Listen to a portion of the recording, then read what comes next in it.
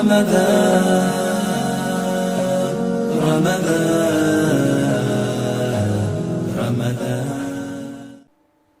اللہ الرحمن الرحیم الحمدللہ رب العالمین والصلاة والسلام اجمعین۔ آج جو ہم باب پڑھیں گے اس میں کہتے ہیں باب التعرب فی الفتنہ۔ کتاب الفتن میں یہ باب لائے ہیں، باب نمبر 14، کہ فتنہ و فساد کے وقت انسان کا شہر سے باہر نکل جانا، کہیں دیہات میں، جنگل میں، بیابان میں، تو اس کے بارے میں یہ حدیث بیان کر رہے ہیں۔ اور اس حدیث میں جو کہ سلمہ ابن الاکوع رضی اللہ تعالیٰ عنہ کی روایت ہے کہ وہ حجاج ابن یوسف کے پاس گئے تو اس نے کہا کہ اے ابن الاکوع، تم گاؤں میں رہنے لگے ہو، یعنی شہر چھوڑ کے اب تم دیہات میں چلے گئے ہو، کیا الٹے پاؤں پھر گئے ہو؟ کہا کہ نہیں، بلکہ رسول اللہ صلی اللہ علیہ وسلم نے مجھے جنگل میں رہنے کی اجازت دی تھی۔ اور پھر یزید ابن ابی عبید کہتے ہیں کہ جب حضرت عثمان ابن عفان رضی اللہ تعالیٰ عنہ شہید کیے گئے تھے، ان کی شہادت ہوئی تھی، تو سلمہ ابن الاکوع رضی اللہ تعالیٰ عنہ رباضہ کا ایک مقام ہے، وہاں چلے گئے تھے، اور وہاں انہوں نے شادی کر لی، اور وہاں ان کے بچے بھی پیدا ہوئے، وہیں رہے، پھر وہ وہیں پہ مستقل رہے، یہاں تک کہ وفات سے چند دن پہلے وہ مدینہ آ گئے تھے۔ تو یہ وہ حدیث جو ہے جس کے بارے میں یہاں پہ لائے ہیں، اور دوسری حدیث بھی اس باب میں آئی ہے کہ وہ بھی ہم پڑھ لیتے ہیں، کہ جس میں ابو سعید خدری رضی اللہ تعالیٰ عنہ فرماتے ہیں کہ رسول اللہ صلی اللہ علیہ وسلم نے فرمایا ہے کہ یوشک ان یکون خیر مال المسلم غنم یتبع بها شعف الجبال ومواقع القطر یفر بدینہ من الفتن، کہ رسول اللہ صلی اللہ علیہ وسلم نے فرمایا کہ وہ وقت قریب ہے کہ مسلمان کا بہترین مال وہ بکریاں ہوں گی جنہیں وہ لے کر پہاڑوں کی چوٹیوں اور بارش برسانے والے مقامات پر چلا جائے گا، وہ فتنوں سے اپنے دین کی حفاظت کے لیے وہاں بھاگ کر آ جائے گا۔ تو یہاں دیکھیے یہ دو حدیث بیان کی ہیں۔ ایک تو پہلی حدیث جو حضرت سلمہ ابن الاکوع رضی اللہ تعالیٰ عنہ کی حدیث ہے کہ نبی کریم صلی اللہ علیہ وسلم نے ان کو وہاں سے نکلنے کی، مدینے سے دیہات میں جانے کی اجازت دی تھی۔ اور دوسری حدیث ابو سعید خدری رضی اللہ تعالیٰ عنہ کی ہے۔ تو جہاں تک کہ پہلی حدیث ہے وہ اس لیے اس میں ایک مسئلہ پیدا ہوتا ہے کہ آخر اس میں مسئلہ کیا ہے کہ آدمی جہاں مرضی رہے، چاہے وہ شہر میں رہے، دیہات میں رہے، جو جگہ اچھی ملتی ہے اس کو وہاں رہتا ہے وہ، تو کیوں ان کو پابندی تھی اور اجازت لے کر گئے تھے؟ وہ اس لیے کہ پہلے یہ حکم تھا کہ جو بھی مسلمان ہیں وہ آ کر مدینہ میں رہے، ہجرت کرنے کا حکم تھا۔ مکے میں جتنے مسلمان تھے ان سب کو کہا گیا کہ وہ مدینہ آئیں، ہجرت کریں۔ اسی طرح آس پاس کے جتنے بھی لوگ تھے ان سے کہا کہ مدینہ آئیں، تاکہ مدینے کی جو اسٹیٹ ہے، مدینے کا جو ریاست ہے اور حکومت ہے، مملکت ہے، یہ مضبوط ہو۔ جب اس کی تعداد بڑھے گی، لوگ وہاں پر ہوں گے، اور پھر وہیں سے چیزیں بڑھیں گی، کاروبار بھی بڑھے گا، آنا جانا بھی ہوگا، اور پھر مسلمان بھی مضبوط ہوں گے، تو اسی لیے پھر کسی کو وہاں سے جانے کی اجازت نہیں تھی، یعنی مستقل طور پر کہیں نہیں جا سکتے تھے۔ جس نے بھی آنا ہے وہ مدینے میں آئے اور مدینے میں آ کر رہے۔ اسی لیے بعض صحابہ کرام جب مکہ مکرمہ جاتے تھے یا کہیں اور جاتے تھے، اگر وہاں پہ بیمار پڑ جاتے تو ان کو فکر لاحق ہو جاتی تھی کہ کہیں یہ نہ ہو جائے کہ ہماری موت یہیں ہو جائے، ہم یہیں مر جائیں، اور ہماری ہجرت جو ہے وہ غارت ہو جائے، ہماری ہجرت باقی نہ رہے، تو اس پہ بڑے پریشان ہوتے تھے، یہی وجہ تھی۔ تو یہاں پہ بھی سلمہ ابن الاکوع رضی اللہ تعالیٰ عنہ نے اس لیے پھر وہ وہی فتنے کی وجہ سے ہی اللہ تعالیٰ نے ان کے دل میں ڈالا، تو انہوں نے اجازت مانگی تھی۔ اسی لیے جب حجاج ابن یوسف نے ان سے کہا بھی کہ تم نے تو مرتد ہو گئے ہو، تم اتنی سخت بات کہہ دی، تو انہوں نے کہا کہ نہیں، ایسی بات نہیں ہے، میں کوئی مرتد نہیں ہوں، اسلام سے خارج نہیں ہوا ہوں، بلکہ میں نے اجازت مانگی تھی کہ اگر مجھے نکلنا پڑے تو میں نکل جاؤں گا، یہاں سے مدینہ چھوڑ کے باہر چلا جاؤں گا۔ تو اس بنیاد پہ کیا، اور وہ بھی اس وقت کیا انہوں نے جب کہ عثمان ابن عفان رضی اللہ تعالی عنہ کا زمانہ تھا، ان کی شہادت ہوئی، تو یہ بہت بڑا فتنہ تھا، اسی کو فتنہ کبریٰ کہا جاتا ہے کہ عثمان ابن عفان رضی اللہ تعالیٰ عنہ کی شہادت ہو گئی اور وہ شہید ہو گئے، اور پھر مسلمان جو ہے وہ تقسیم ہوتے چلے گئے اور وہیں سے ہی قتل و غارت کا سلسلہ شروع ہو گیا، جیسے کہ ہم پہلے حدیث میں پڑھ چکے ہیں کہ یہ فتنہ وہیں سے فتنے کا دروازہ کھل گیا۔ حضرت عمر رضی اللہ تعالیٰ عنہ کی شہادت ہوئی، پھر وہ دروازہ بند نہیں ہوا، اس لیے کہ دروازہ توڑ دیا گیا تھا تو بند ہو ہی نہیں سکتا تھا۔ پھر عثمان کی شہادت ہوئی، حضرت علی کی شہادت ہوئی، اور کس طرح یہ صحابہ کرام جو ہے وہ شہید ہوتے چلے گئے، خلفائے راشدین، اور یہ مسائل بڑھتے چلے گئے۔ تو لہذا پھر یہی موقع تھا جب کہ سلمہ ابن الاکوع رضی اللہ تعالیٰ عنہ نے یہ فیصلہ کیا کہ وہ اب مدینے میں نہیں رہیں گے تاکہ ان فتنوں سے دور رہیں، اور پھر وہ جا کے ربضہ کا مقام تھا مدینے سے کچھ فاصلے پر، وہاں جا کے انہوں نے وہ اپنی زندگی بسر کی، وہیں شادی بیاہ کر لیا اور وہیں پہ پھر وہ رہے تھے۔ تو یہ انہوں نے اپنی بتا دی تھی کہ یہ میں نبی کریم صلی اللہ علیہ وسلم کی اجازت سے گیا ہوں، میں نے یہ خود سے فیصلہ نہیں کیا ہے۔ تو یہ اصل کیا چیز تھی، وہی جیسے میں نے عرض کیا کہ انہیں فتنوں سے اپنے آپ کو بچانا تھا، کہ جو فتنے ہو رہے تھے ان سے اپنے آپ کو بچانے کے لیے انہوں نے یہ قدم اٹھایا تھا کہ وہ مدینہ منورہ جیسی جگہ کو چھوڑ کر وہاں ربضہ چلے گئے اور وہاں پہ رہے تھے۔ تو لہذا یہی چیز ہے جس کے اگلی حدیث سے جس کی ہمیں تائید مل جاتی ہے کہ جس میں نبی کریم صلی اللہ علیہ وسلم نے یہی فرمایا ہے کہ قریب ہے وہ وقت آنے والا ہے جبکہ ایک مسلمان کا جو بہترین مال ہوگا وہ اس کی بکریاں ہوں گی، جس کو لے کر وہ پہاڑوں کی چوٹیوں پر اور جہاں پہ بارش کا پانی ہوتا ہے، بارش برستی ہیں، ان مقامات پر وہ جائے گا، وہاں بکریاں چرائے گا، لیکن اس مقصد کے لیے کہ اپنے دین کو فتنوں سے بچانے کے لیے، جیسے فرمایا کہ یفر بدینہ من الفتن، کہ صرف فتنے سے اپنے آپ کو بچانے کے لیے، اپنے ایمان کو، اپنے دین کو بچانے کے لیے جائے گا۔ تو یہی جیسے ہم پہلے پڑھ چکے ہیں کہ جب انسان کے لیے ممکن نہ ہو، رہنا ممکن نہ ہو کہ کسی بھی جگہ پر وہ اس طرح رہ سکے بغیر کسی بھی فتنے کے سے بچاؤ کے،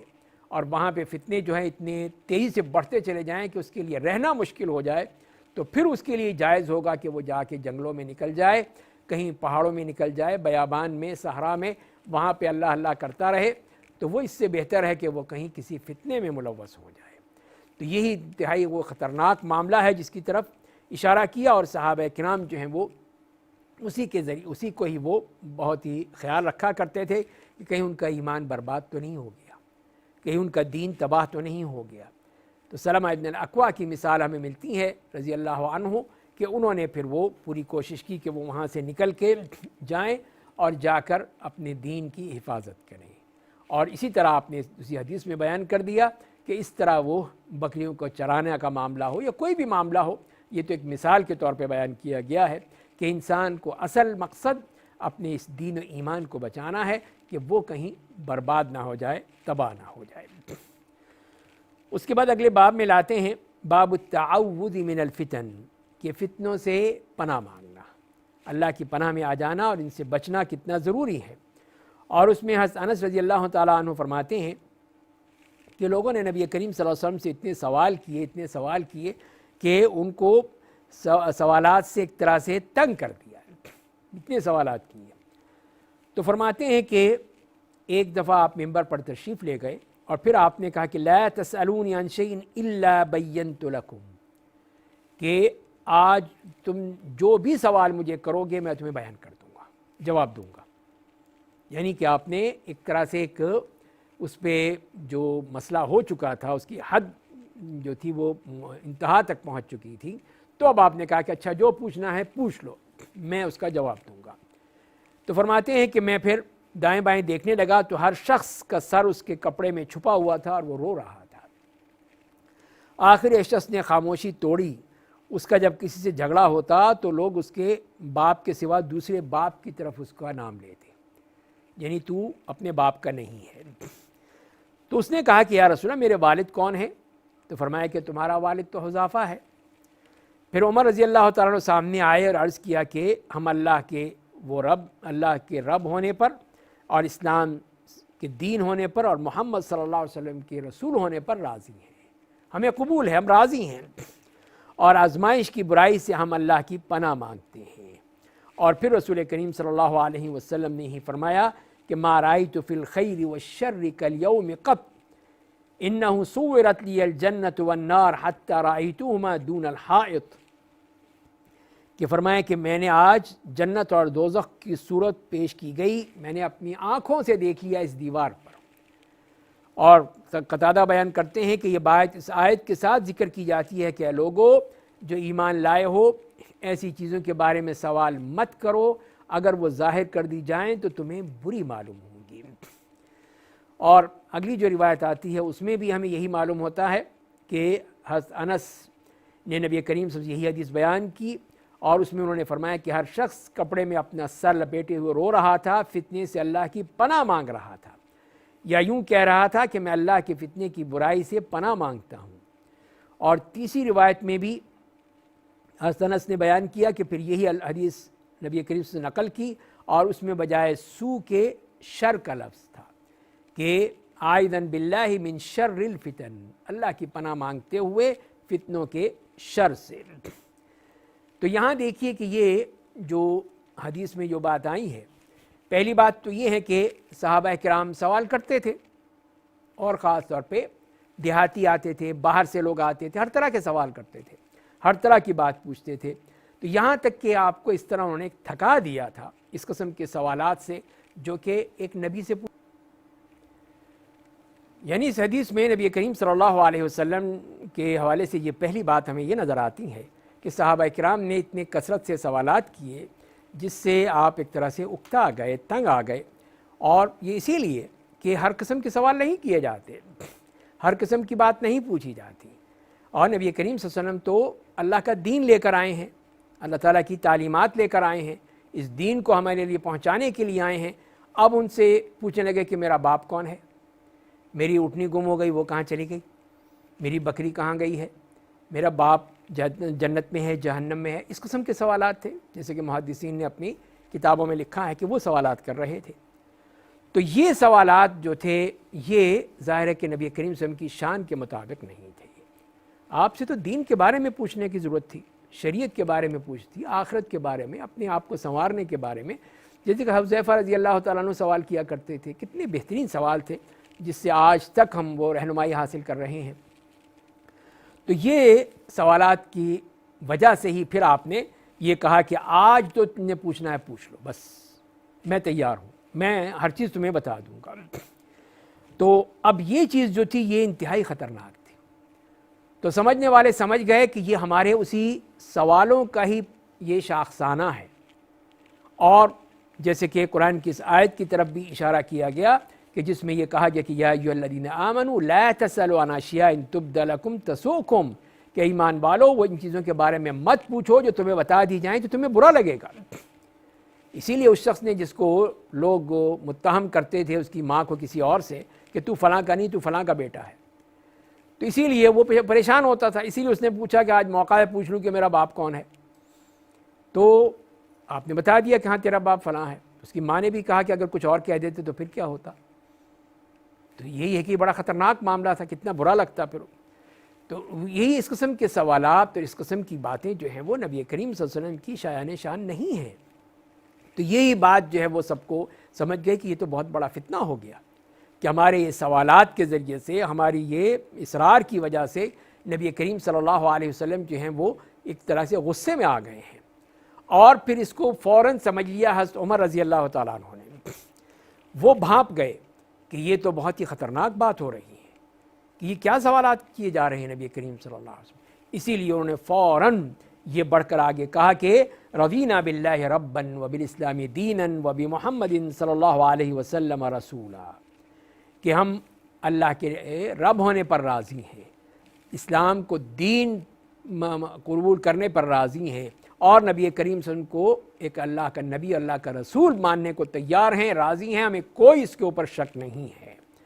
तो यही ताकि वो अक़ीदा अपना मजबूत कर लें, ये बात वाज़ेह कर दें कि हमारे दिल में असल चीज़ यही है कि आप अल्लाह के नबी, अल्लाह के रसूल हैं। आप कोई इधर उधर की बातें बनाने के लिए नहीं आए हमारे पास, आप हमें अल्लाह का दीन सिखाने के लिए आए हैं और हम उसके लिए तैयार हैं, हम राज़ी हैं, अब हम ऐसी कोई बात नहीं करेंगे। उसके बाद फिर नबी करीम सल्लल्लाहु अलैहि वसल्लम ने जब हज़रत उमर ने ये इकरार कर लिया और ये बात बता दी कि ताकि आपके अगर गुस्सा है दिल में یا ہم پر ناراضگی ہے تو وہ ختم ہو جائے اور پھر آپ پرسکون ہو جائیں. تو کہ آپ نے جو آج آفر کی ہے ہمیں، یہ بہت ہی خطرناک بات ہے، بہت ہی اس میں اندیشے ہیں اس بات کے. تو یہ خاص طور پہ اس زمانے میں جب کہ وہ جاہلیت کا قریب کا زمانہ تھا، اور پھر نبی کریم صلی اللہ علیہ وسلم کی زندگی میں اس قسم کے سوالات کا معاملہ جو ہے تو بڑا خطرناک ہے، اس لیے کہ اس وقت تو قرآن بھی نازل ہو رہا ہے. تو جو بھی بات ہوگی ایسی کوئی خطرناک قسم کی بات ہے تو اللہ کی طرف سے اس پر سخت نوٹس بھی لیا جا سکتا ہے. تو یہی وجہ تھی کہ صحابہ کرام ایک طرف ڈرتے بھی تھے سوال کرتے ہوئے کہ کہیں ایسا نہ ہو کہ ہم کوئی سوال کر بیٹھیں اور اللہ کی طرف سے پھر قرآن نازل ہو جائے جو قیامت تک پڑھا جائے گا. تو یہ دونوں چیزیں سامنے تھیں. تو لہذا پھر یہ ضروری تھا کہ اپنے اس عقیدے کو پوری طرح مضبوط کیا جائے کہ آپ اللہ کے نبی ہیں، اللہ کے رسول ہیں، اور ہم راضی ہیں، ہم اسے قبول ہیں. اور جہاں تک کہ آپ کے بعد، آپ کی وفات کے بعد جو ہے پھر وہ ہمارے لیے جائز ہے کہ ہم سوال کریں. تو ظاہر ہے کہ اب جو سوال کا جواب دے گا کوئی عالم دین ہے، کوئی مفتی ہے، کوئی قاضی ہے، کوئی جج ہے، یا جو بھی اس کے قابل ہے، تو وہ پھر قرآن و حدیث کی روشنی میں دے گا. اس کو کوئی وحی تو نہیں آتی، کوئی الہام تو نہیں ہوتا، اس کو بھی یہی مطالعہ ہے، اس کی علم ہے، اس کی علم کی بنیاد پر ہی وہ پھر یہ جواب دے گا. تو لہذا پھر اس کے بعد یہ کوئی معاملہ نہیں. اصل خطرہ وہی تھا جس کے بارے میں حضرت عمر رضی اللہ تعالیٰ عنہ سمجھ گئے تھے اور انہیں یہ بات کہی تھی. اور اسی لیے پھر انہوں نے یہ کہا نعوذ باللہ من سوء الفتن، ہم اللہ کی پناہ مانگتے ہیں ان فتنوں کے شر سے، ان کی خرابی سے، ان کی چیزوں سے، اس لیے کہ کوئی ایسا سوال پوچھے جو قیامت تک کے لیے پھر اس کے لیے ایک مصیبت بن جائے کہ وہ چیز تو قرآن میں آ جائے گی. اس کے بعد پھر نبی کریم صلی اللہ علیہ وسلم نے یہ کہا کہ آج جو میں نے دیکھا ہے خیر اور شر، وہ میں نے اس سے پہلے کبھی نہیں دیکھا تھا.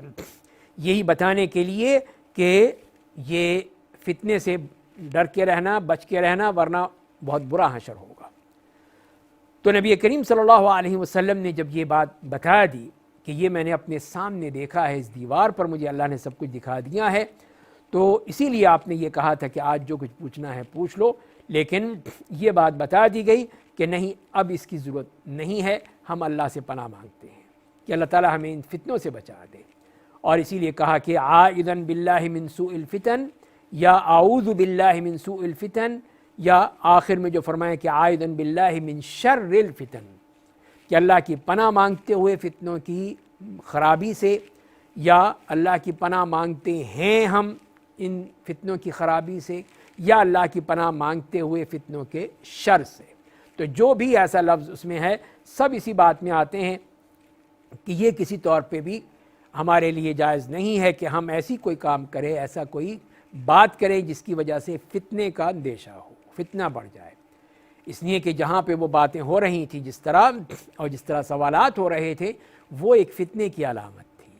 کہ اس کے ذریعے سے پھر وہ فتنے بڑھیں گے اور لوگوں کے دلوں میں طرح طرح کی باتیں آئیں گی، طرح طرح کے خدشات ہوں گے، اور وہ چیزیں جو ہیں وہ بڑھتی چلی جائیں گی. تو اس لیے پھر نبی کریم صلی اللہ علیہ وسلم نے اس کو سختی سے منع کیا اور یہ بتا دیا کہ یہ سب وہ فتنوں کا معاملہ ہے، اس سے تمہیں اپنے آپ کو بچا کر رکھنا ہے. اور عمر نے جیسے کہا کہ ہم اللہ تعالیٰ سے پناہ مانگتے ہیں ان فتنوں کے شر سے، تو ہمیشہ پھر انسان کو چاہیے کہ وہ پھر ان فتنوں سے اپنے آپ کو بچا کر رکھے، اللہ تعالیٰ کی پناہ مانگتا رہے، ان سے دور رہے، تبھی وہ صحیح معنی میں بچ سکے گا. اگر اس نے یہ نہ کیا تو پھر اس کے لیے پھر انتہائی خطرناک ہے کہ وہ پھر کسی ایسے مسئلے میں گر جائے جہاں پہ پھر وہ مسائل جو ہیں وہ بڑھتے چلے جائیں. اگلے باب میں فرماتے ہیں باب قول النبی صلی اللہ علیہ وسلم الفتنة من قبل المشرق، کہ آپ نے فرمایا کہ فتنہ مشرق کی جانب سے اٹھے گا. اس میں پہلی حدیث میں آتے ہیں کہ جس میں حضرت عبداللہ ابن عمر رضی اللہ تعالیٰ عنہ روایت کرتے ہیں کہ وہ نبی کریم صلی اللہ علیہ وسلم کے ممبر کے ساتھ وہ کھڑے ہوئے تھے، نبی کریم صلی اللہ علیہ وسلم اپنے ممبر کے پاس، اور پھر آپ نے کہا تھا کہ الفتنة ہا ہونا، الفتنة ہا ہونا من حیث یطلع قرن الشیطان او قال قرن الشمس، کہ فرمایا کہ فتنہ ادھر ہے، فتنہ ادھر ہے جدھر شیطان کے سینگ طلوع ہوتے ہیں، یا سورج کی سینگ آپ نے فرمایا. دوسری حدیث بھی حضرت عبداللہ ابن عمر رضی اللہ تعالیٰ عنہما کی ہے کہ وہ کہتے ہیں کہ میں نے نبی کریم صلی اللہ علیہ وسلم سے سنا ہے کہ الا ان الفتنۃ ہا ہنا من حیث یطلع قرن الشیطان، کہ آگاہ رہو فتنہ اس طرف ہے جدھر سے شیطان کا سینگ طلوع ہوتا ہے، اور آپ نے مشرق کی طرف رخ تھا، آپ نے اس طرف سے کہا۔ اس کے بعد تیسری حدیث بھی حضرت عبداللہ ابن عمر رضی اللہ تعالیٰ عنہ کی ہے کہ وہ کہتے ہیں کہ نبی کریم صلی اللہ علیہ وسلم نے فرمایا کہ اللہم بارک لنا فی شامنا، کہ اللہ ہمارے شام میں برکت عطا فرما،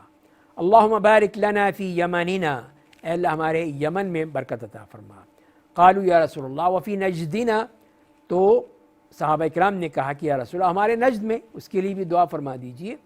تو آپ نے پھر وہی فرمایا اللہم بارک لنا فی شامنا، اللہم بارک لنا فی یمننا، اے اللہ ہمیں برکت دے ہمارے شام میں، ہمارے یمن میں۔ تو وہ کہنے کہ یا رسول اللہ فی نجدنا، ہمارے نجد میں۔ تو گمان ہے، راوی کہتے ہیں کہ میرا، کہ آپ نے تیسری مرتبہ یہ کہا ہناک الزلازل والفتن وبها یطلع قرن الشیطان، کہ وہاں زلزلے اور فتنے ہیں، وہاں شیطان کا سینگ طلوع ہوگا۔ اور چوتھی حدیث بھی حضرت عبداللہ ابن عمر کی ہے، جیسے سعید ابن جبیر کہتے ہیں کہ عبداللہ ابن عمر رضی اللہ تعالیٰ عنہ ہمارے پاس آئے تو ہمیں یہ خواہش تھی کہ وہ ہمیں کوئی اچھی سی حدیث سنائیں۔ تو ایک شخص نے آگے بڑھ کر ان سے کہا کہ یا ابا عبد الرحمن حدثنا عن القتال فی الفتنہ، کہ اے ابو عبد الرحمن ہمیں فتنے میں قتال کے بارے میں بتائیے۔ اور جب کہ اللہ تعالیٰ فرماتے ہیں کہ وَقَاتِلُوهُمْ حَتَّى لَا تَكُونَ فِتْنَةً، اور تو انہوں نے کہا کہ هل تدری ما الفتنہ ثقلتك امك انما كان محمد صلی اللہ علیہ وسلم يقاتل المشرکین وكان الدخول في دينهم فتنہ وَلَيْسَ كَقِتَالِكُمْ عَلَى الْمُلْكِ۔ تو یہاں پر جو بات ہم دیکھ رہے ہیں کہ حضرت عبداللہ ابن عمر نے کی کہ جب انہوں نے پوچھا اس کے بارے میں کہ ہمیں بتائیے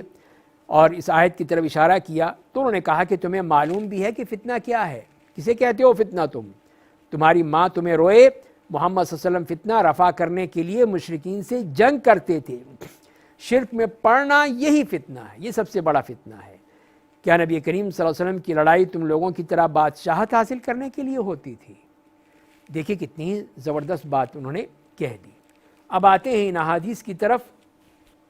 کہ پہلی بات جو دو تین احادیث میں مشترک ہے وہ یہ ہے کہ من حیث یطلع قرن الشیطان، کہ جیسے کہ دوسری احادیث میں بھی آتا ہے کہ شیطان جب سورج طلوع ہوتا ہے تو اس وقت اپنا سر اس کے سامنے کر دیتا ہے، اور سورج طلوع ہوتا ہے اس کے سینگوں کے درمیان میں سے۔ تو یہ اسی بات کی طرف اشارہ کیا جا رہا ہے کہ اس وقت جب کہ سورج طلوع ہوتا ہے یا غروب ہوتا ہے تو شیطان اس کو سجدہ کر طلوع ہوتا ہے، اسی لیے ہمیں منع کر دیا گیا کہ اس وقت نماز تم نے نہیں پڑھنی ہے، سورج کے طلوع ہوتے وقت اور غروب ہوتے وقت، وہ مکروہ اوقات ہیں جن میں منع کیا گیا ہے، تو لہذا اس وقت نماز نہیں پڑھی جا سکتی، نماز ادا نہیں کی جا سکتی ہے۔ تو اس کے لیے پھر کہا گیا کہ وہ کیا ہے کہ یہ مشرق کا علاقہ ہے۔ تو نجد کا علاقے کے بارے میں جب کہا گیا کہ اس کے بارے میں فرمائیے، آپ نے شام کے لیے بھی دعا کی، یمن کے لیے بھی دعا کی، ان کی برکت کے لیے فرمایا، لیکن نجد کے بارے میں نہیں فرمایا۔ تو بعض لوگوں نے فرمایا، اس میں سوچا کہ شاید اس سے مراد یہی نجد ہے جو کہ جزیرہ عرب میں ہے، حالانکہ یہ مراد نہیں ہے، یہاں تو توحید کا علم بلند ہوا یہاں سے۔ تو وہ اصل مراد یہ ہے کہ مشرق کا علاقہ، مشرق کی طرف، جہاں سے جیسے عراق کا معاملہ ہے، عراق میں کتنی ہی اس قسم کے لوگ آئے اور وہاں سے طرح طرح کے فتنے پھوٹ پڑے، خوارج کا فتنہ ہے، شیعہ کا فتنہ ہے، دوسرے کتنے ہی فتن ہیں جو وہاں سے پھوٹے ہیں اور بڑھتے چلے گئے اور پورے دنیا میں پھیلتے چلے گئے۔ تو یہ ہے، اس کی طرف آپ کا یہ اشارہ ہے، اور اسی کو آپ یہ کہہ رہے ہیں کہ وہاں سے پھر وہ شیطان کا یہ سینگ جو ہے جہاں پر ہوگا، اور وہیں پہ آپ نے فرمایا کہ الزلازل والفتن، وہیں تو زلزلے ہیں، وہیں تو یہ فتنے ہیں، وہیں یہ مصیبتیں ہیں، مشکلات ہیں، یہ تو سب وہاں سے نکلنے والے ہیں، اور وہیں سے اس نے شیطان نے طلوع ہونا ہے۔ تو لہذا پھر یہ چیز جو ہے یہی بتا رہے ہیں نبی کریم صلی اللہ علیہ وسلم کہ اصل علاقہ وہ ہے کہ اس وقت تو ایک ہی جگہ تھی، اس وقت تو کوئی حدود نہیں تھی، تو لہذا اس سے مراد وہ مشرق کا پورا علاقہ ہے کہ جس طرف سے یہ فتنے جو ہے وہ کثرت سے طلوع ہوئے اور وہ پھیلتے چلے گئے. تو لہذا پھر یہاں سے ہی اس معاملے میں جو ہے وہ چیز بڑھتی چلی گئی ہے. اور اسی کو آپ نے بار بار کہا کہ الفتنۃ ہا ہونا، الفتنۃ ہا ہونا، فتنہ تو یہاں ہے، فتنہ تو یہاں ہے، اس لیے کہ وہاں جو چیز تھی وہ دوسری جگہ پہ نہیں تھی. اسی کے مقابلے آپ نے شام ہے اور یمن ہے، اس کے لیے آپ نے برکت کی دعا کی ان کے لیے کہ وہاں پہ اللہ تعالیٰ جو ہے وہ ان کو برکت عطا فرما دے. اب یہاں پر جو دیکھنا ہے کہ اس کے بعد عبداللہ ابن عمر رضی اللہ تعالیٰ عنہ سے جب یہ کہا گیا تو انہوں نے بھی یہی کہا کہ وَقَاتِلُوهُمْ حَتَّى لَا تَكُونَ فِتْنَةٌ میں اصل مراد کیا ہے؟ وہ فتنہ وہی شرک ہے. تو نبی کریم صلی اللہ علیہ وسلم اس شرک اور مشرکین کو ختم کرنے کے لیے آئے تھے تاکہ یہ فتنہ ہی ختم ہو جائے. اس فتنے کو ختم کرنے کے لیے، اور ظاہر ہے کہ وہاں کوئی بادشاہت کے لیے نہیں تھا، جگہ کے لیے نہیں تھا، کسی مقام کے لیے نہیں تھا، کسی ضرورت کے لیے نہیں تھا، کوئی کشور کشائی نہیں تھی، بلکہ وہاں تو صرف اور صرف اللہ تعالیٰ کی بڑائی بیان کرنے کے لیے، اس کو بھیجنے کے لیے وہ اصل مقصد تھا جس کے لیے اللہ تعالیٰ نے نبی کریم صلی اللہ علیہ وسلم کو بھیجا تھا. تو لہذا وہاں پہ کسی بھی فتنے کا جو معاملہ ہے وہ ایک الگ سی بات ہے. اس کو پھر آپ نے واضح کر دیا حضرت عبداللہ ابن عمر رضی اللہ تعالیٰ عنہ نے.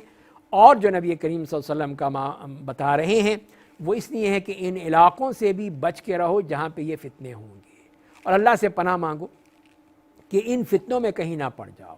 اگر ان فتنوں میں کہیں پڑ گئے تو یہ تمہارے لیے بہت ہی خطرناک ہو جائیں گے. ان سے بچنے کی کوشش کرو. جب بچو گے تبھی تم اپنے دین کو، اپنے ایمان کو سلامت رکھ سکو گے. تو لہذا پھر یہاں پہ یہ بات واضح ہو گئی کتاب الفتن میں جو لائے ہیں یہ احادیث کہ اس طرح کے وہ مقامات یا ایسی جگہیں یا ایسے لوگ جو کہ اس کے فتنہ پرداز ہوتے ہیں، فتنے کے علمبردار ہوتے ہیں، ان سے ہم نے بچ کے رہنا ہے. اپنے آپ کو بھی بچانا ہے، اپنے بچوں کو، اپنے گھر والوں کو، اپنے ایمان کو، ہر چیز کو بچا کر رکھنا ہے تاکہ وہ کہیں اس میں ملوث نہ ہو جائیں. یہی وہ پیغام ہے جو کہ اس میں ہمیں حدیث سے ملتا ہے. اللہ تعالی ہمیں سمجھنے اور عمل کرنے کی توفیق عطا فرمائے. وآخر دعوانا ان الحمد للہ رب العالمین.